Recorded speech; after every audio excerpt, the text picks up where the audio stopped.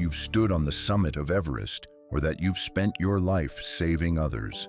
That truth hit Serge Despres harder than anyone could have imagined. Serge wasn't just any climber.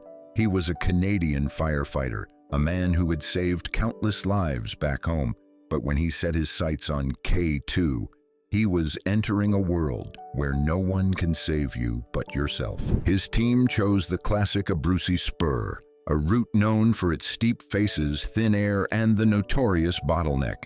A place so dangerous it's earned the nickname the Vertical Death Trap. For days, Serge and his crew climbed higher and higher, carefully setting up camps and acclimatizing to the thin air. Every breath was a struggle. Every step felt heavier than the last. But through it all, Serge stayed calm, that kind of leader who radiated quiet confidence even in chaos. Then came July 7th. The team reached a section known as House's Chimney, a narrow vertical stretch of rock and ice where even the smallest mistake can decide everything. Serge took the lead, moving cautiously, testing each foothold, every grip on the icy surface. It was the kind of place where one wrong move ends it all, and that's exactly what happened. As Serge climbed, his crampons slipped. In an instant, his balance was gone. He reached out to grab the rope, but gravity had already taken him. He fell more than 500 feet down the sheer face of K2. The climbers below saw something tumbling down the slope, and it was caught on camera. The footage shows an object falling rapidly, almost surreal against the white background. Some said it was Serge's body. Others insisted it was just his gloves. No one really knows for sure. Up above, his teammates were frozen in disbelief.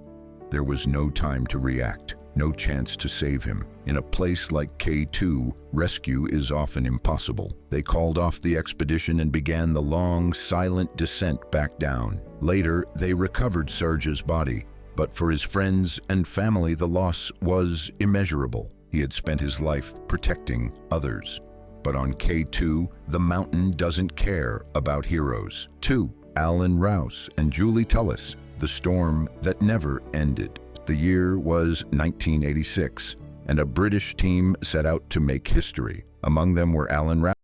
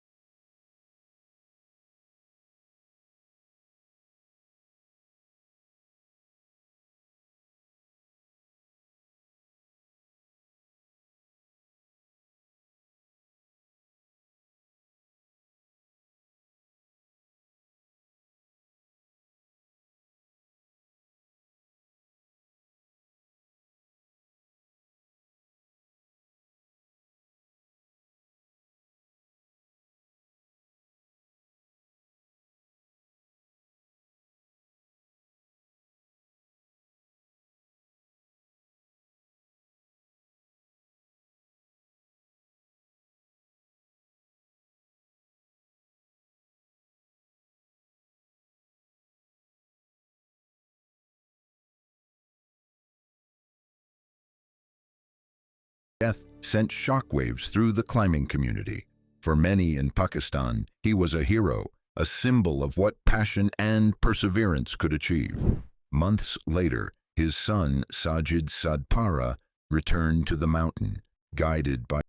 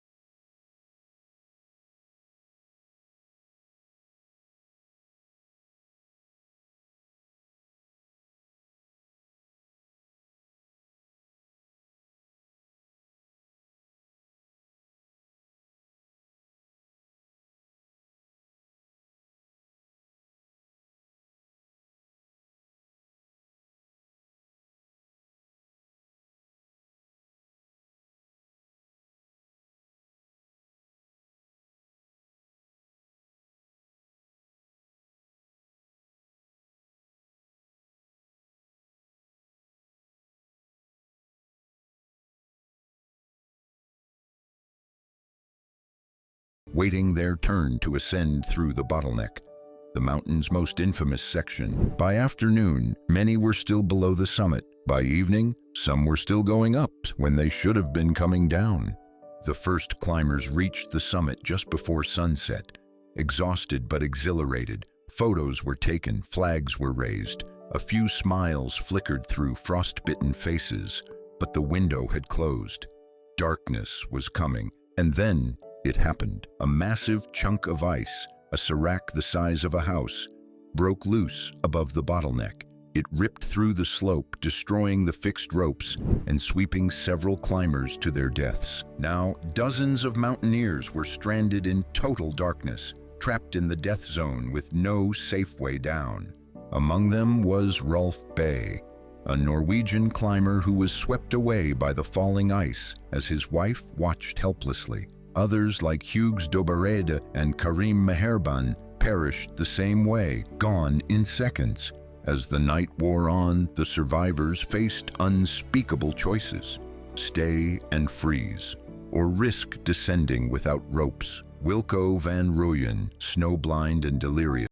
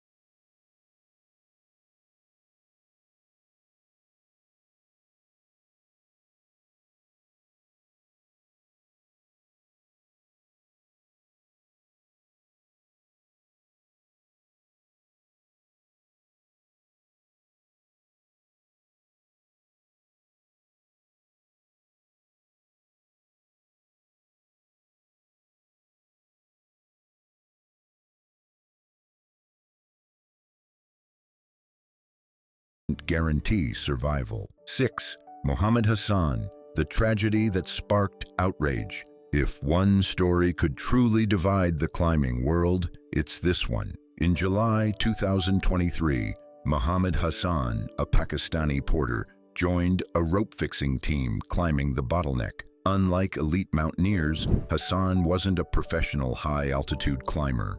He was a hard-working man doing his job, carrying supplies, fixing ropes, and supporting others who came chasing glory. But that summer, Hassan was asked to go higher than ever before. Above 8,000 meters, he accepted, motivated by the promise of extra pay and the need to provide for his family. The problem was he wasn't properly equipped. His boots were inadequate, his clothing thin, and his oxygen mask barely functional. Still, he pushed upward, determined to finish what he started. Then, disaster struck.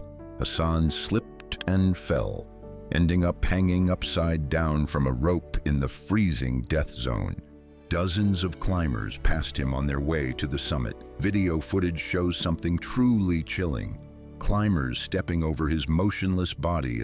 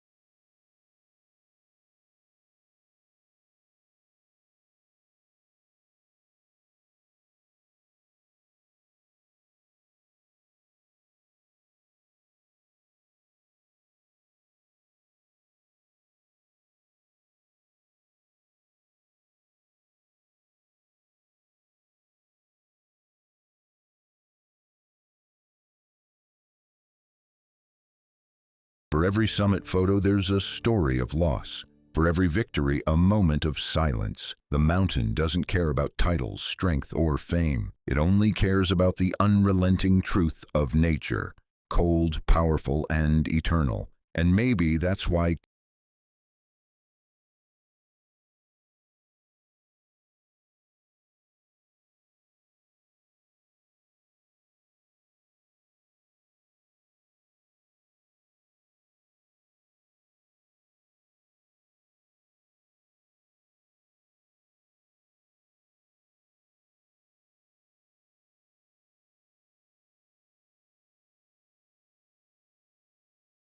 alive.